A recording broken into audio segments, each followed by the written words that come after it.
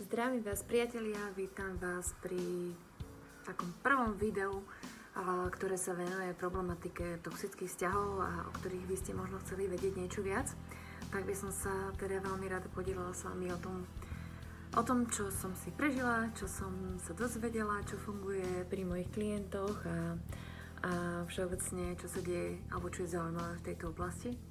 A toto prvé video som chcela venovať nejaké takému asi všeobecnému popisu toho, čo považujem za toxický vzťah, pretože častokrát mi kladú otázku, že kedy viem, že ten vzťah už je toxický a kedy je to v podstate len o tom, že sme nemali ten správny deň a sme na niekoho nahulákali alebo niekto teda nejakým spôsobom nakričal na nás. A prvé, čo nás napadne, tak tento človek akože je toxický, tak by som to rada nejak možno upravila na správnu mieru. Taká základná vec, toxický vzťah, ako čokoľvek toxické, pôsobí na naše zdravie, hej? A ovplyvňuje nás to negatívnym spôsobom, samozrejme. To, čo je asi najpodstatnejšie na tom je, že on má ten vzťah nejaké fázy a nejakým spôsobom sa odvíja. O tom budem rozprávať viac, teda a aké je to, keď začína a aké je to, keď skončí, alebo vlastne nikde nekončí a sa opakuje. Ale hovorím teraz o tej fáze, že máte pocit, alebo nezdá sa vám spôsob, akom tom vzťahu fungujete. Že ten vzťah je proste taký, že sa veľakrát točí tá vina na vás, alebo tie chyby sú vám poukazované v jednom kuse dookola a opakujú sa tam tie vzorce. Jedna z najdôležitejších vecí, ktorú považujem v týchto toxických vzťahoch si uvedomiť je, že toto nie je prvý ten vzťah. Možno, že sa vám už zopakoval 2 alebo 3 krát v nejakej forme. Mohlo to byť kľudne so šefom, alebo so šéfkou, s partnerom, alebo proste so svojimi priateľmi, pretože tí takisto vedia byť toxickí. A toxické na ňom je to, že miesto toho, aby vás ten vzťah obohacoval, aby ste boli teda pri ňom šťastná a spokojná, alebo teda šťastný a spokojný aj pre pánov, ale začína vás ten vzťah zaťažovať a keďže to prichádza tak potichučku, tak subtilne, tak je to veľmi ťažké nejakým spôsobom definovať, že kedy sa stal toxickým, alebo respektíve, že čo konkrétne je tam to toxické, alebo také, čo ma otravuje. Ono sa hovorí o tom, že je to také trávenie studne. Sú to kvapky, ktoré otravujú tú vodu, ale v podstate z tých pár kvapiek vám otraví celé to prostredie. Takže aj tie výpady možno, alebo tie obvinenia, alebo tie toxické vzorce správania tiež takýmto nejakým spôsobom sú možno, že nie až tak veľkej miere, ale začnú ten váš vzťah toxikovať, teda otravovať nejakým spôsobom a vy zistíte, že sa cítite čím ďalej horšie, alebo nespokojnejšie, alebo proste nie je to OK. A čo je veľmi zradné na týchto toxických vzťahoch je to, že zvonka zvyknú vyzerať veľmi ideálne. Toto je taká zákerná vec v tom, že ten toxický partner, ak je naozaj takým nejakým spôsobom narcistne orientovaný a je pre neho veľmi dôležité, ako to vyzerá zvonku, tak si dá veľmi, veľmi záležať na tom, aby vyzeral ako ideálny otec, ideálna manželka, proste dokonalý človek voči spoločnosti. Je až extrémne empatický, úspešný, na povrch všetkých chápe, každému pomáha a podobne, ale iba do chvíle, kým zavre dvere toho svojho bytu, a tam si ten jeho partner, alebo tá jeho partnerka užije tú skutočnú tvár. A práve z tohoto dôvodu bývajú obete tohoto toxického vzťahu. Podľa mňa sú to obete, lebo je to nejakým spôsobom psychické týranie. Bývajú absolútne nepochopené svojim okolím.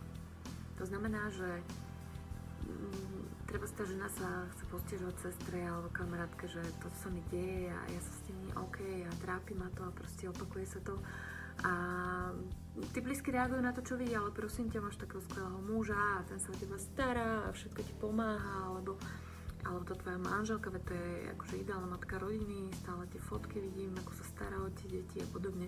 Tam si treba uvedomiť, že tá toxická strana veľakrát má sklon k tomu lakovať si tú svoju vonkajšiu stránku. Hej, aby teda vyzerali ako dokonalí ľudia, ktorým niečo vyčítať.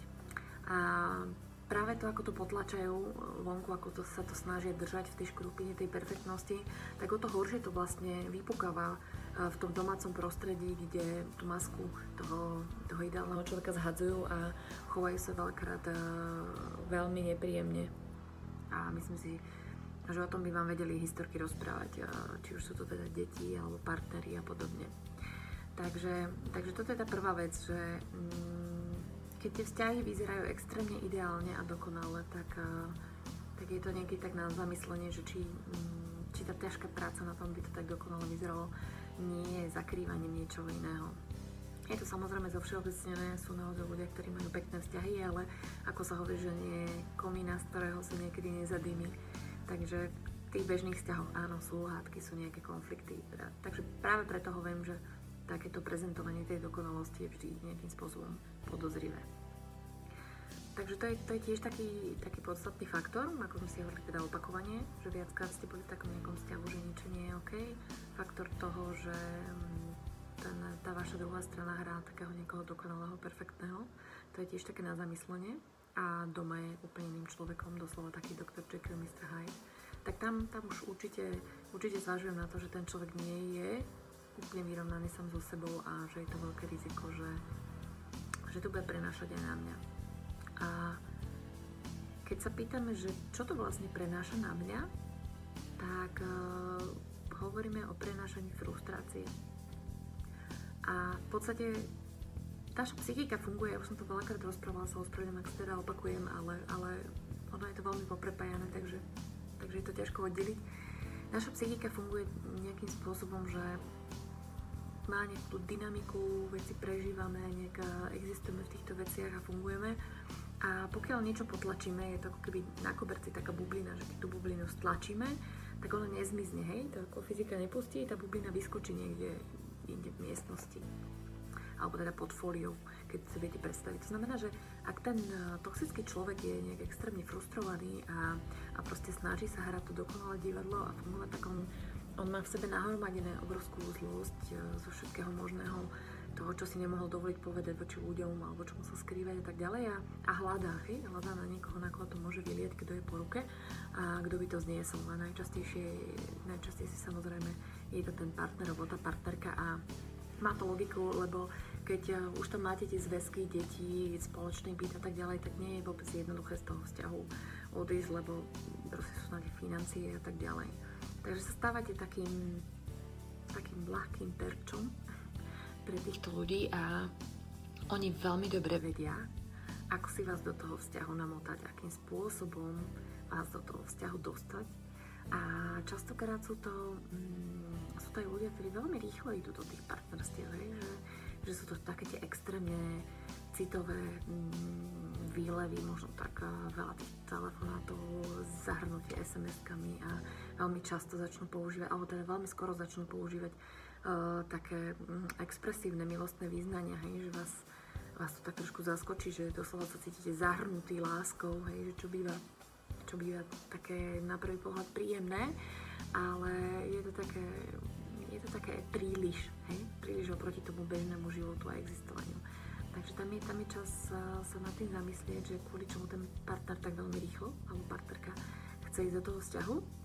A takisto veľmi rýchlo títo ľudia začnú operovať s takou podprahovou informáciou, a niekedy aj otvorenou, že by teda radi mali s vami dieťa a rodinu a proste veľakrát poukazujú na to, akí by boli dobrí partneri, partnerky, matky, otcovia, takže veľmi rýchlo sú schopní ísť do tohoto vážneho rozhodnutia, čo je takisto veľmi dôležitý signál.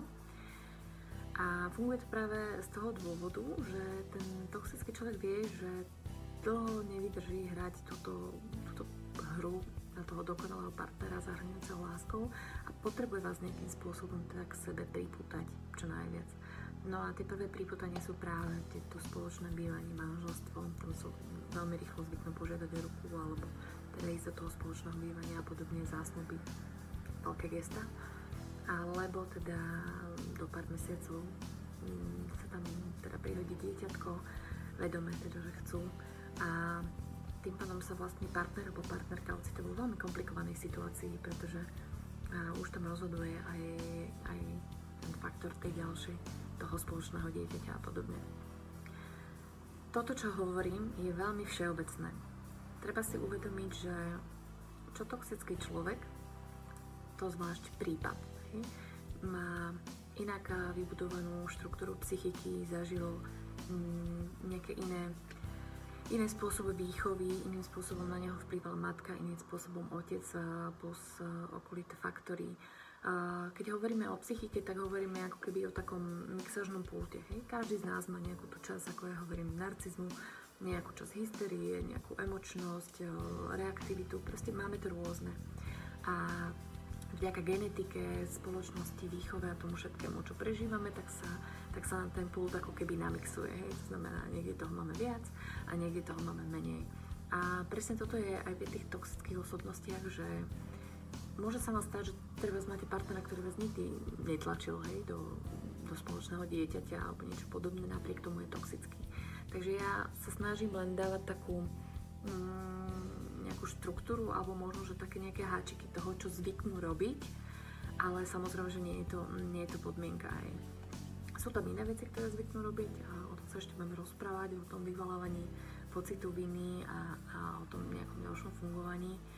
Ale na to, aby sme sa k tomu dostali, alebo aby to ten človek mohol začať robiť, tak si vás musí chytiť do toho toxického vzťahu.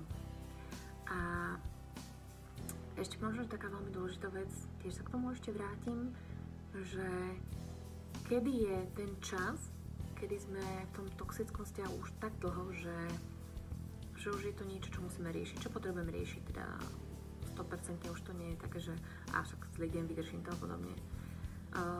Tu dávam také veľké memento. Keď sa vám začne kaziť zdravie, a teraz si nemyslím tak, že sa vám vyvrtnete si kotník alebo niečo podobné, hej. Skôr hovorím o tom, že začnete mať nejaké také dlhodobejšie problémy, hej. Začne vás častejšie sekávať v krížoch, padajú vám vlasy, alebo sa vám veľmi skazí pleť, prípadne mávate migrény, neskutočné migrény, alebo proste nejaké iné, možno dýchacie potiaže, alebo teda kašel a podobne, to všetko súvisí so zdravím. A keď tieto potiaže vám lekár nevie nájsť objektívnu príčinu, to znamená, že dá vás na vyšetrenie, na rentgeny, proste všetko sa vám spraví a na konci pokrčí plecami a povie, že to je asi psychického pôvodu, tam sa treba zastaviť, pretože vlastne naša psychika nevie s nami inak rozprávať iba prostredníctvom toho tela. Hej? A je to niečo, čo je roky známe, hej? Aj v psychoanalýze, že vieme, že sa proste do tej psychosomatiky pretavuje x veci. Hej? Že keď ste v poriadku, tak má čas ten imunitný systém normálne pracovať, regenerovať sa a dať sa do poriadku. To znamená, že vie aj takéto poškodenia alebo nejaké bežné veci opraviť. No ale práve tým, že vy ste v strese, pretože ten toxický vzťah vás dáva do obrovského stresu, či už je to vedomý stres alebo podvedomý, tak v stresovej situácii, čo sa rieši? Adrenalín, hej, to znamená stúhne do tela alebo nejakým spôsobom sa pripraví na útok a na boj a je stále pripravené, že teda niečo musí riešiť. No a vlastne v tomto stuhnutí sa zastavujú tie procesy, tie opravné procesy, práve vtedy nefunguje tá imunita. Alebo nemá čas, hej, je pripravená na útok a na boj, alebo čo sa teda bude diať. A tam sa začína sa to zdravie kaziť. Takže ak ste prišli do štádia, že začínate cítiť na svojej psychike, na svojom zdraví proste nejaké veci, ktoré nie sú OK, ktoré ste možno, že pred tým vzťahom nemali, alebo možno, že niekde v živote ste s tým nebojovali, tak je tam naozaj čas zamyslieť sa nad tým, že čo mi tá moja hlava, tá moja duša, čo mi hovorí, čo nie je v poriadku, alebo čo prekračuje moje hranice. A treba to riešiť, lebo ten toxický vzťah je byť naozaj likvidačný. Tak to je toľko dneska asi všetko k tomu, čo považujem za toxický vzťah.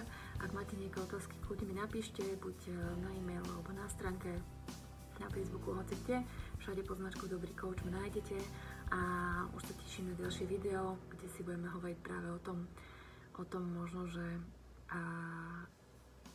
aké znaky má ten človek toxický, hej? Že čo je také príznačné pre neho. Dobre, ďakujem vám pekne, takže ešte raz Branislava Švačková, dobrý coach a jeho toxické vzťahy.